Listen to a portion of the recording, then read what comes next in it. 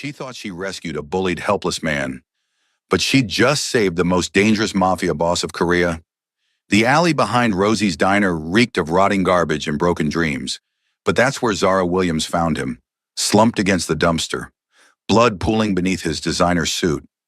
Three men in expensive leather jackets taking turns kicking him while he tried to shield his head.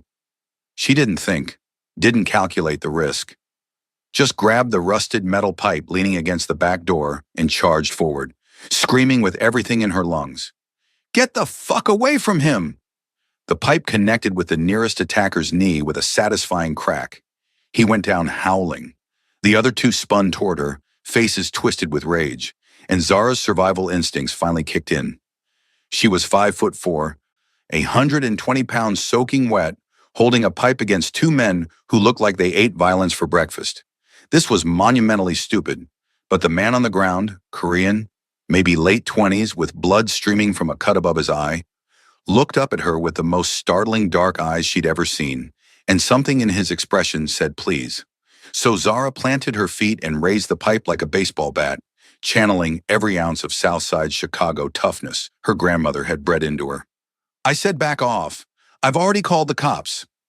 A lie. Her phone was inside, charging behind the counter.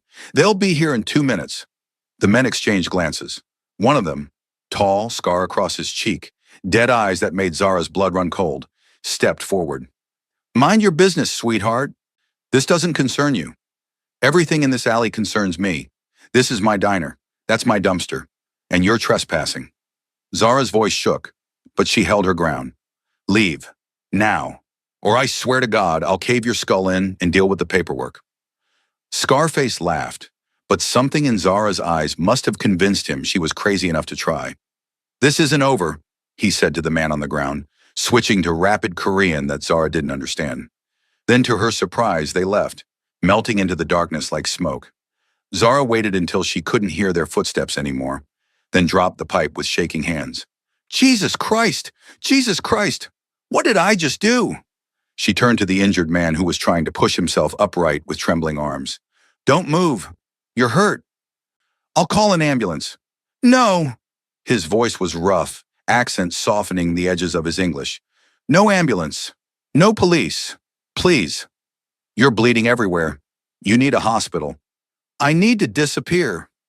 He finally got himself sitting upright, back against the dumpster, and Zara got her first good look at him. Even beaten and bloody, he was beautiful. Sharp jawline, high cheekbones, lips that probably smiled easy when they weren't split and swollen. His suit was ruined, but had been expensive. Custom tailored. The watch on his wrist cost more than her car. "Who were those guys?" Zara asked, crouching beside him but keeping her distance. "What did you do?" "I existed in the wrong territory." He touched his ribs gingerly and winced. "And I have something they want." "Are you in a gang?" His laugh turned into a cough that sounded painful. "Something like that." Zara should have walked away, should have called the cops despite his protests, and let the system handle whatever criminal bullshit this was. Instead, she found herself saying, "Can you walk? My apartment's upstairs. I can patch you up, then you leave. Deal?" Those dark eyes studied her with an intensity that made her skin prickle. "Why would you help me?" "Because those assholes were going to kill you, and I don't need that karma in my life." Zara stood, offering her hand. "Come on, before they come back with friends." He took her hand, his grip strong despite the beating, and let her help him up.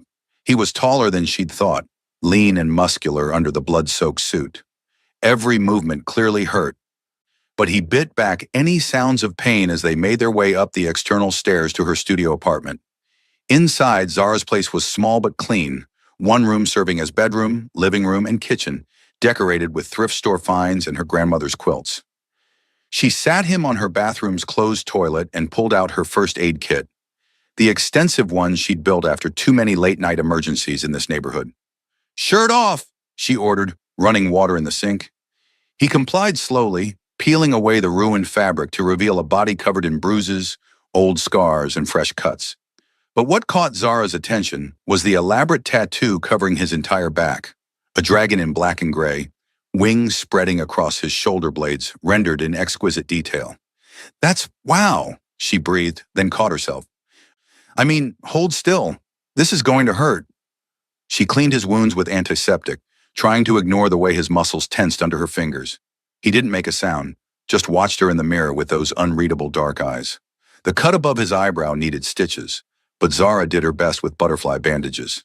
His ribs were bruised, maybe cracked, but nothing she could do about that except wrap them. "You've done this before," he observed quietly.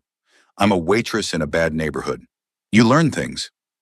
Zara finished wrapping his ribs, trying not to notice how warm his skin was under her hands. "What's your name? Or should I just call you stupid guy who gets beat up in alleys?" A ghost of a smile crossed his lips. Han Ji-hoon. Zara Williams and Ji-hoon? You're going to tell me what you're really mixed up in. It's better if you don't know. I just saved your life and committed multiple felonies with medical treatment without a license. I think I deserve the truth." He studied her for a long moment, then sighed. "Those men work for the Jade Serpent Gang, Russian-Korean alliance. They've been trying to take over territory in Koreatown for months. And you? I'm in their way. That's not an answer. It's the only answer I can give you." He stood carefully, testing his weight. "Thank you for helping me. I should go before I bring more trouble to your door. You can barely stand, and it's 3 in the morning. At least wait until sunrise." "Zara, my couch pulls out into a bed. You sleep there, leave in the morning, and we never see each other again. That work for you?" Something flickered in his eyes. Gratitude, maybe. Or loneliness. "Yes, thank you." She set him up on the pull-out with spare blankets and pillows, hyper-aware of his presence in her small space. "You need anything? I'm right there."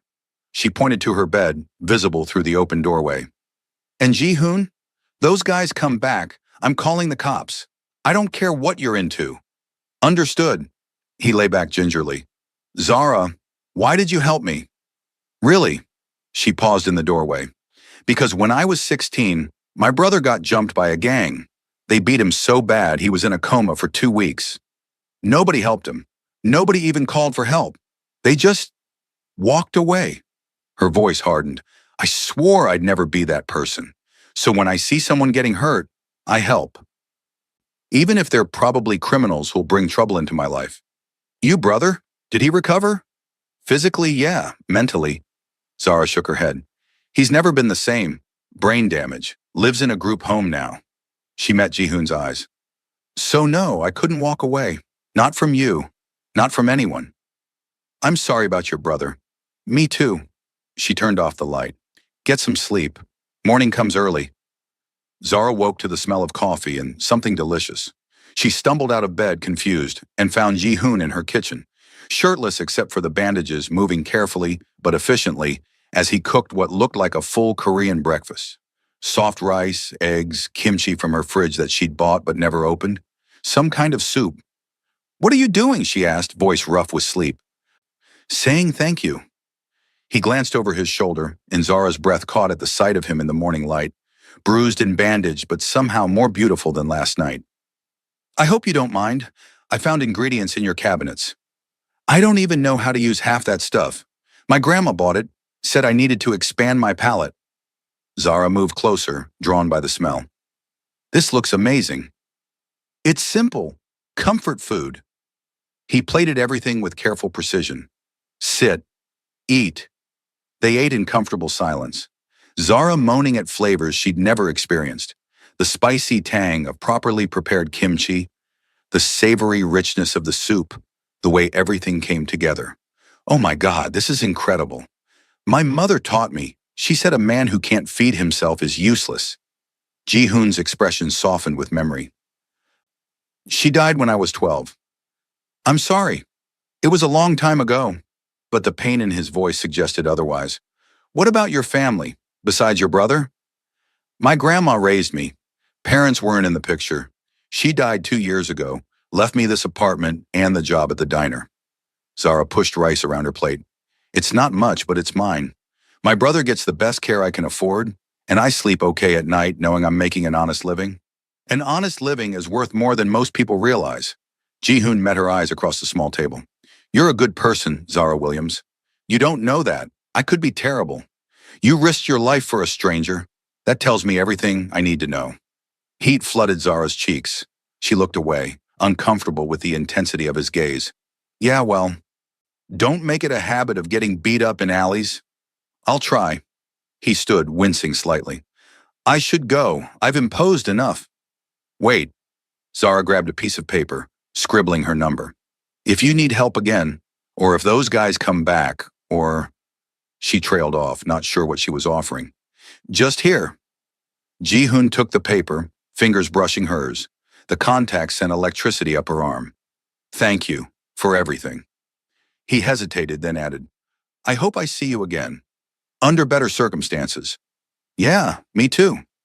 He left through the back stairs, and Zara watched from her window as he disappeared into the morning streets, moving like a ghost despite his injuries. Something in her chest ached with the certainty that she'd never see him again. She was wrong. 3 days later, Zara was pulling a double shift at Rosie's. Lunch and dinner, because Jenny had called in sick, and tips were good enough to make the exhaustion worth it.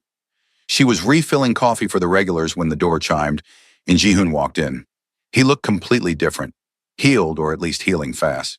Dressed in casual clothes, dark jeans, a simple black t-shirt, but moving with the same predatory grace. And he wasn't alone. 2 other Korean men flanked him, both built like brick walls, both watching the room with professional wariness. Their eyes met across the diner, and Zara's heart did something complicated in her chest. Ji-hoon smiled, a real smile this time, transforming his severe features, and headed toward the counter. Hey, she said, trying to sound casual while her pulse raced. You're looking better. Ribs okay? Thanks to you. He slid onto a stool. I came to properly thank you, and to eat. The food here is supposed to be good. It's decent. Nothing like your cooking, though. Zara grabbed a menu, hyper-aware of his companions, watching from a booth near the door. Who are your friends? Security. Necessary precaution. He didn't elaborate. What's good here? They talked while she worked, easy conversation flowing between customers. Ji-hoon ordered the meatloaf special and ate it with genuine appreciation, complimenting every element. He asked about her life, her dreams, her brother, listened with complete attention, like she was the only person in the world. It felt like a date, except it couldn't be, because this man was clearly involved in something dangerous, something that required bodyguards and resulted in alley beatings. Zara kept reminding herself of that, even as she found herself laughing at his dry humor, drawn to the way his eyes crinkled when he smiled. When her shift ended, Ji-hoon was still there. Can I walk you home? He asked. I live upstairs. It's like 30 seconds. Then I'll walk you 30 seconds. His smile was gentle. Please. Against her better judgment, Zara agreed. They walked to her building's entrance, his 2 companions maintaining a discreet distance. Under the flickering streetlight, Ji-hoon turned to face her. I need to tell you something, he said seriously, about who I am, what I do. Ji-hoon, you don't have to. Yes, I do, because I'm going to ask you out, and you deserve to know the truth before you answer. He took a breath. Those men who attacked me, they're trying to take over territory controlled by my organization. I'm the head of the Han family, what Americans call the Korean Mafia. Zara's stomach dropped. You're a gangster. I'm a businessman who operates in gray areas. I run protection services, import-export, entertainment venues. Some of it's legal, some, he shrugged, some exists in the spaces between laws. And the beating? I was meeting with a potential ally alone to show good faith. It was an ambush. They wanted to send a message. His jaw tightened. I underestimated them. So you're telling me you're a crime boss? Yes. Zara should have been horrified, should have told him to leave and never come back. Instead, she found herself asking, why are you telling me this? Because I haven't been able to stop thinking about you, about your bravery, your kindness, the way you helped a stranger without asking for anything in return. Ji-hoon stepped closer. I want to see you again, take you to dinner, get to know the woman who charged into danger with a metal pipe to save my life. But I won't lie to you about who I am or what I do. This is crazy, completely. You're a criminal. By some definitions, yes. I could lose my job, get arrested, end up dead in an alley somewhere. You won't. I'd protect you with everything I have. His eyes blazed with intensity. Zara, I know this is fast. I know it's dangerous. but I feel something with you that I've never felt before. Like maybe there's more to life than just surviving. And I hope, you might feel it too. She did. God help her, she did. This beautiful, dangerous man who cooked her breakfast and looked at her like she was precious, who trusted her with the truth when he could have kept lying. One date, Zara heard herself say. One date. And if it's weird or you're secretly a serial killer or I just can't handle your world, we end this. Deal? Ji-hoon's smile could have lit up the entire city. Deal. Friday night, I'll pick you up at 7. Okay, but Ji-hoon? She met his eyes. No more secrets. If we're doing this, I need honesty. Complete honesty. You'll have it, I promise. Friday arrived both too quickly and not fast enough.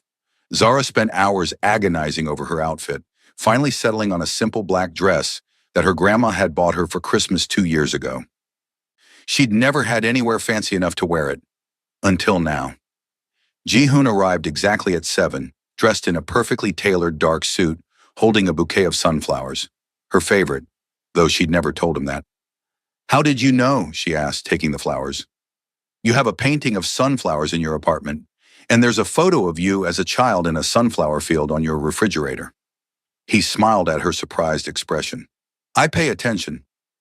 The restaurant was in Koreatown, small and elegant, with private rooms and staff who greeted Ji-hoon with deep bows and rapid Korean. They were led to a private room with a low table and cushions, traditional but comfortable. This place is beautiful, Zara said, settling onto a cushion. It belongs to my family. Has for 3 generations. Ji-hoon poured tea with practiced grace. I wanted somewhere we could talk freely, without interruption.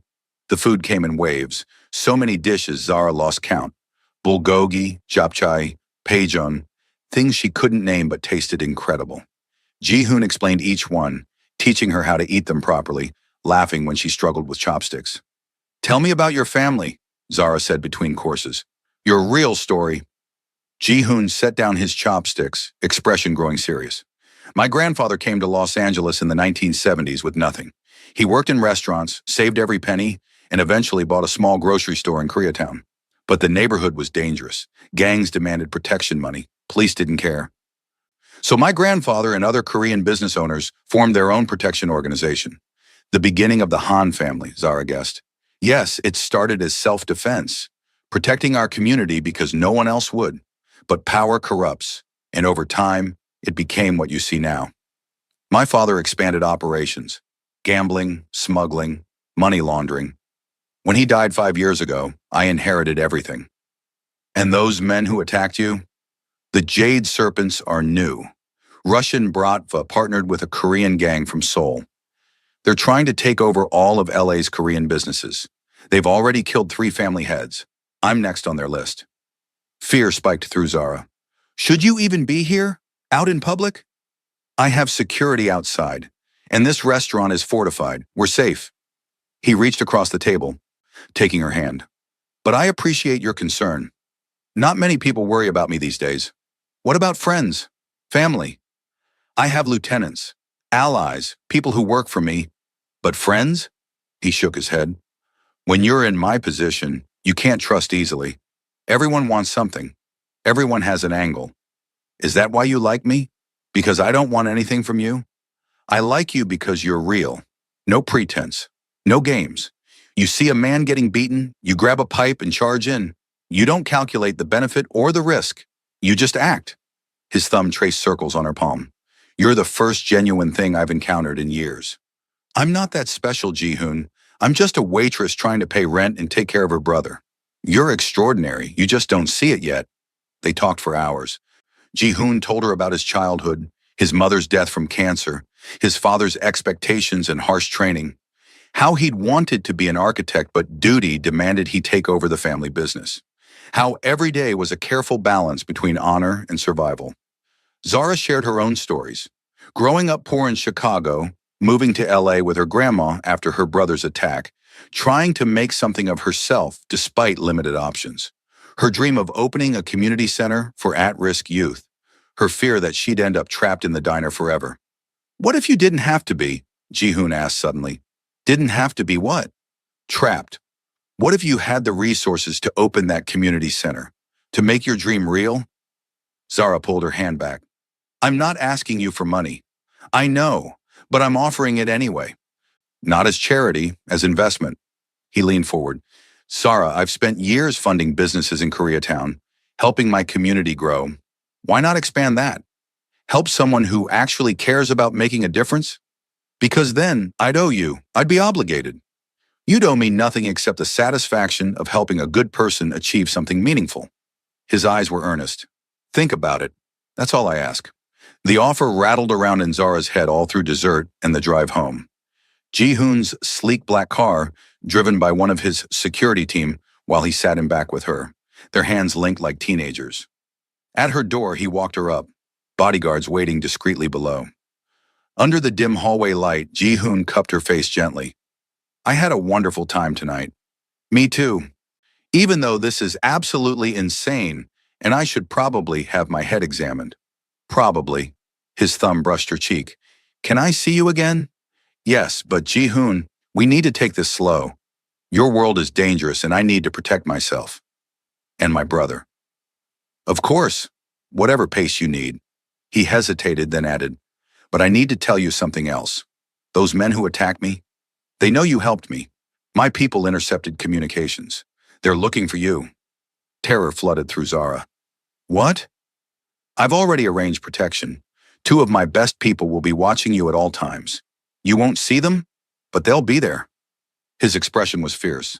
I won't let them hurt you, I swear it. Ji-hoon, this is exactly what I was afraid of. Getting dragged into your world, becoming a target. I know, and I'm sorry. But Zara, you were already a target the moment you helped me. Whether we date or not, they see you as connected to me now. His hands gripped her shoulders. Let me protect you. Please. She wanted to argue, wanted to tell him to leave her alone, to fix this mess without involving her further. But he was right. She'd become part of this the moment she charged into that alley, and running wouldn't change that. Okay, protection, but I want to meet these people watching me. I want to know who they are. Done. Tomorrow if you want. And no more surprises. If something affects my safety, you tell me immediately. I promise. He kissed her then, soft and sweet and full of promise. And despite the fear, despite the danger, despite every logical reason to walk away, Zara found herself kissing him back, falling deeper into this impossible situation. The next 3 weeks were a surreal blend of normal and absolutely not normal. Zara continued working at the diner, serving coffee and pie, smiling at regulars. But now she noticed the 2 silent Koreans who always sat near the windows. Ji-hoon's people, watching over her. She met them officially. Park Min-seok, a former Korean military specialist with kind eyes and multiple scars, and Yoon Hana, a tiny woman with a black belt in 3 martial arts and a laugh like wind chimes. They became familiar presences, invisible when needed, but always there. Ji-hoon took her out 3 more times. Fancy dinners, a private tour of LACMA after hours, a helicopter ride over the city at sunset. Each date was more elaborate than the last, and each time Zara felt herself falling harder. He was attentive, funny, surprisingly gentle despite his dangerous life. But reality crashed back in on a Tuesday night. Zara was closing the diner, last one out, doors locked, cleaning done, when the lights went out. Every single one plunging the space into darkness. Her heart hammered as she pulled out her phone, but before she could dial, hands grabbed her from behind. She screamed, thrashing, kicking back hard and connecting with someone's shin. A grunt of pain, then more hands, too many to fight. Rough fabric pressed against her face, chemical sweet, making her dizzy. She tried to hold her breath, tried to fight, but darkness swallowed her whole. Zara woke to pain, head pounding, shoulders screaming from being tied to a chair, zip ties cutting into her wrists. The room was concrete and windowless, lit by a single harsh bulb. And standing in front of her was the man with the scar from the alley. Hello, sweetheart, he said, smile predatory. Remember me? Terror slammed into Zara, but she forced herself to breathe, to think. Where am I? Somewhere your boyfriend won't find you, at least not in time. He crouched in front of her, knife appearing in his hand. You cost us a lot when you saved Han Ji-hoon. Set our plans back weeks. Now you're going to help us fix that. I don't know anything. I'm just a waitress. Your leverage. He traced the knife along her cheek, not cutting, but threatening. Han cares about you. Foolish, really, caring about anyone in our world. But his weakness is our opportunity. He'll kill you, Zara said with more confidence than she felt. All of you. Maybe. But first he'll trade what we want to get you back. Territory. Businesses. Power. The man's smile widened. And if he doesn't? Well, we'll make sure he sees what happens to people who interfere with Jade Serpent business. He left her alone then, and Zara fought against the zip ties until her wrist bled. Hours passed. Maybe. Time felt elastic in the windowless room. She drifted between terror and determination, thinking about Ji-hoon, about her brother, about all the things she'd never get to do if she died here. Then suddenly, gunfire. Distant but unmistakable. Shouts in Korean and Russian. The sound of violence getting closer. Zara's heart raced. Rescue or death. She couldn't tell which was coming. The door exploded inward, and Ji-hoon stood there, covered in blood that wasn't his, gun in hand, eyes wild with fury and fear. He saw her, and something in his expression cracked. Zara! He was beside her in seconds, cutting through the zip ties with swift precision. Are you hurt? Did they touch you? I'm okay. Scared, but okay. Her hands were free and she threw her arms around him, feeling him shake. You came. Did you think I wouldn't? He pulled back, checking her over with frantic hands. I tore the city apart looking for you. Burned every Jade Serpent operation to the ground. They'll never threaten you again. Ji-hoon, there's so much blood. None of it's mine. Come on, we need to leave before police arrive. He helped her stand, wrapping an arm around her waist when her legs wobbled. They moved through corridors filled with bodies, Ji-hoon's people, and Jade Serpent gang members, carnage everywhere. Outside, dawn was breaking. Park Min-sok waited with a car, expression grim. Boss, we need to move. LAPD is 3 minutes out. They drove in silence. Zara's hand clutched in Ji-hoon's like a lifeline. At his penthouse, he led her to the bathroom and started a shower, helping her undress with clinical efficiency.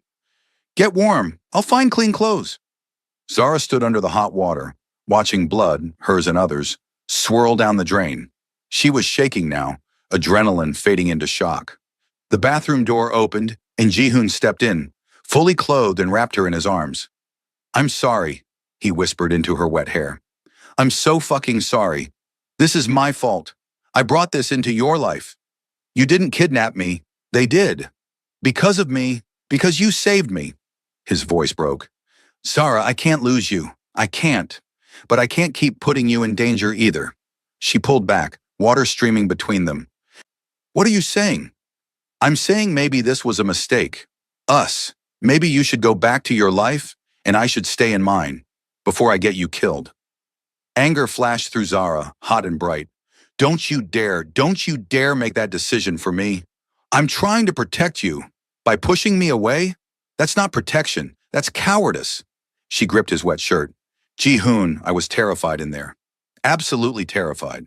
But you know what I kept thinking? That I wished I'd told you I was falling in love with you. That I regretted not taking more chances while I could. His eyes widened. Zara, I'm not done. Yes, your world is dangerous. Yes, I might get hurt or worse. But Ji-hoon, everyone dies. My grandma died in her sleep. My brother got brain damage walking home from school. There's no such thing as safe. She pulled him closer. So I choose this. I choose you. I choose falling in love with a man who burns the city down to save me. If you want me gone, you say it. But don't hide behind protecting me. I love you, Ji-hoon said fiercely. I've loved you since you charged into that alley with a rusted pipe. I love your courage, your kindness, the way you see the world. And I'm terrified of losing you. Then don't let go. He kissed her then, desperate and consuming, and Zara kissed him back with everything she had. They made love against the shower wall, on his bed, slow and frantic and everything between. Claiming each other, promising without words that this thing between them was worth any risk. Afterward, lying tangled together, Ji-hoon's fingers traced patterns on her bare skin. The Jade Serpents are finished. I destroyed their leadership tonight, but there will always be others, always new threats. I know. I can't give you a normal life. can't promise safety or stability or any of the things you deserve. I don't want normal. I want real. Zara propped herself up on one elbow. But Ji-hoon, if we're doing this, really doing this, I need to be part of your world, not just the girlfriend you protect. A partner. What do you mean? I mean, teach me about your business, your operations, the politics. Let me understand what you're dealing with so I can help, not just be a liability. He studied her carefully. That's dangerous knowledge. Once you know, you can't unknown it. I'm already in danger. Might as well understand why. A slow smile spread across his face. You're remarkable. You know that? I'm practical. There's a difference. She kissed him softly. So, tell me everything. Over the next 6 months, Ji-hoon kept his word. He brought Zara into his world gradually but completely. She attended meetings, learned the hierarchy, understood the careful balance of power that kept Koreatown functioning. She met the family heads, the business owners, the people who depended on Ji-hoon's protection. And slowly, Zara began to see it differently. Yes, Ji-hoon ran illegal operations, but he also funded schools, protected immigrant families from exploitation, provided jobs when the legal system failed. He existed in the gray spaces, doing what was necessary to protect his community. She kept her job at the diner, needed the normalcy, the connection to her old life, but started working with Ji-hoon on the community center project. They found a building in South Central, renovated it together, created programs for at-risk youth. Job training, mentorship, safe spaces, funded by Ji-hoon's businesses but run by Zara's vision. Her brother Marcus was moved to a better care facility, top-notch medical care, therapy, activities. He smiled more, talked more, seemed happier than he'd been in years. You did this, Zara told Ji-hoon, watching Marcus laugh during a group activity. You gave him his life back. We did this, Ji-hoon corrected, taking her hand. You had the vision, I just had the resources. They moved in together, Zara keeping her apartment for appearances, but spending every night in Ji-hoon's penthouse, learning each other's rhythms, building a life that somehow worked despite all the reasons it shouldn't. But peace was always temporary in Ji-hoon's world. The attack came on a Friday night. Zara was at the community center late, reviewing applications for the new youth program. Park Min-suk was outside, along with 2 other guards. She felt safe, protected, until the windows shattered and men poured in, not jade serpents this time, but something new. Chinese gang, someone shouted. Retaliation for a territory dispute. Zara dove behind her desk as bullets tore through the space, destroying everything she'd built. Min-suk returned fire, but he was outnumbered. Zara grabbed her phone, dialing Ji-hoon with shaking hands. He answered on the first ring. Zara? What's wrong? We're under attack. The center. Chinese gang, Min-suk said. Ji-hoon. They're destroying everything. A bullet hit too close, and Zara's phone shattered. She was alone, pinned down, with violence exploding around her. Then Yoon Hana was there, materializing from nowhere, pulling Zara toward the back exit. Move! Now! They ran through smoke and gunfire, Hana's body shielding Zara's, until they burst into the alley. More attackers waited. Hana fought with brutal efficiency, taking down 3 men before catching a bullet in the shoulder. She went down hard and Zara screamed. This time Zara didn't freeze, didn't wait for rescue. She grabbed Hana's fallen gun, hands shaking but determined, and fired at the approaching men. The recoil jarred her arms, shots going wide, but it bought enough time for backup to arrive. Ji-hoon's people flooded the alley, and then Ji-hoon himself was there, pulling Zara into his arms while his team secured the area. You're okay, I've got you. Hana's shot, Min-suk's inside. Ji-hoon, they destroyed the center. Sobs choked her words. We'll rebuild, but first we end this. His expression was cold fury. This was the Sun Yeon triad. They've been pushing into LA for months. Tonight they signed their death warrant. Ji-hoon, no more. I tried to handle this quietly, tried to negotiate, but they attacked you, destroyed what you built. That doesn't stand. He cupped her face. Stay with Hana. My people will protect you. I have work to do. He left and Zara watched him go, understanding fully for the first time the weight he carried, the violence he was capable of, the darkness he lived in to protect his people. The war lasted 2 weeks. Jihoon was gone most of that time, and when Zara saw him, he was exhausted, covered in blood, eyes hollow. But he kept fighting, kept pushing, until finally the Sun Yi-on leadership sued for peace. The treaty was signed in a neutral location, major concessions on both sides, new boundaries established. Jihoon came home that night and collapsed into Zara's arms, finally letting his guard down. "It's over," he whispered. "We have real peace this time." All the major players agreed. "At what cost?" Zara stroked his hair.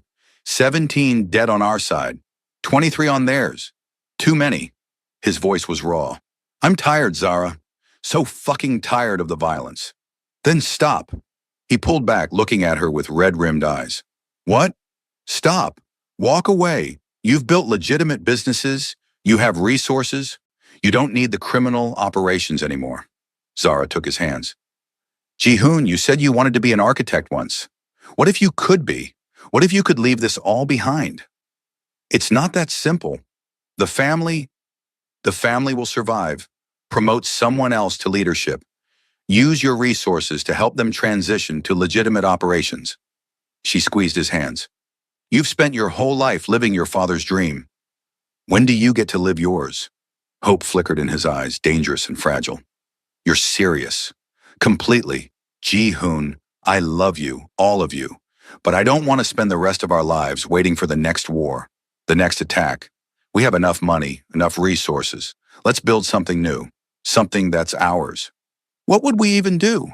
"Anything, everything. You could go back to school for architecture.